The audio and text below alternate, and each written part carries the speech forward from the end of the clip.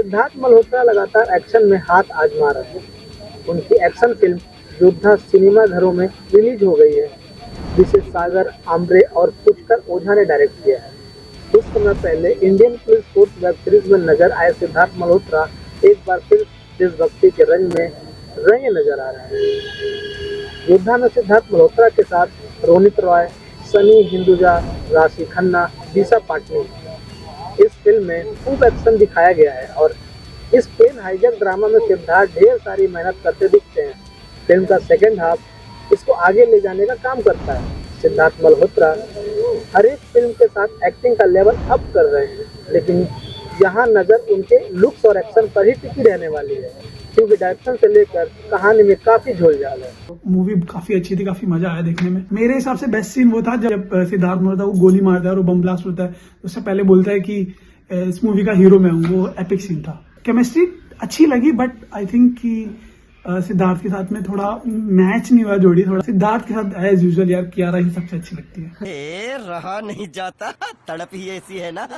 योद्धा की कहानी चोट खाए सिद्धार्थ मल्होत्रा की है, जो एक टास्क फोर्स का हिस्सा है, लेकिन एक हाईजैक होता है और उस दौरान कुछ ऐसा होता है कि उसके सारे ख्वाब चकनाचूर हो जाते हैं। कुछ समय बाद एक और प्लेन हाईजैक होता है और इस बार सिद्धार्थ मल्होत्रा के पास खुद को साबित करने का मौका है, लेकिन यहाँ पेच यह है, इस हाईजैक को लेकर सारी उंगलियां सिद्धार्थ मल्होत्रा के उठने लगती हैं। आखिर क्यों सिद्धार्थ मल्होत्रा के लिए यह मिशन जरूरी है? आखिर इस हाईजैक से उसका क्या लेना देना है? इस हाईजैक का जिम्मेदार कौन है? इस तरह के सवालों के जवाब तो फिल्म देखकर ही मिलेंगे। लेकिन आपने भी इस तरह की कई हाईजैक फिल्में देखी होंगी। यहाँ मैं एक बात कहना चाहूँगा कि डायरेक्टर ने जहाँ अच्छे एक्शन का इस्तेमाल किया, वहीं कहानी पर उसका ध्यान गया ही नहीं।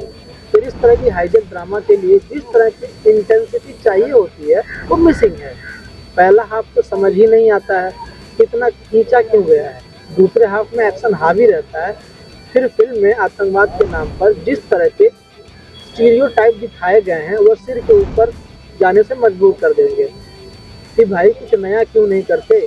मेरे जहन में यही बात बार बार पहुंचती है कि इस इतना पैसा एक्शन पर खर्चा कर दिया, पैसा नहीं थोड़ा दिमाग, स्टोरी और एक्टिंग पर खर्च कर देते तो क्या ये जाता। अब डायरेक्शन की बात करें, योद्धा के डायरेक्टर सागर आम्रे शाहरुख खान की पठान और विक्की कौशल की उरी जैसे फिल्मों में असिस्टेंट डायरेक्टर रह चुके हैं। दोनों ही फिल्में देशभक्ति के जज्बे से ओतप्रोत हैं।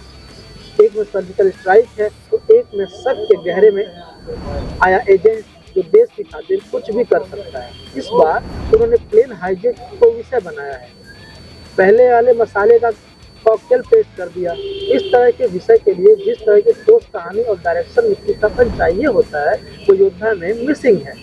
सागर और पुष्कर की जोड़ी कोई उम्मीद जगाती नजर नहीं आती। अगर योद्धा में एक्टिंग की बात करें तो सिद्धार्थ मल्होत्रा एक्टिंग को ठीक ठाक कर लेते हैं, एक्शन भी उन्होंने अच्छा किया। कुल मिलाकर शेरशाह के बाद फिर वह जमे हुए हैं।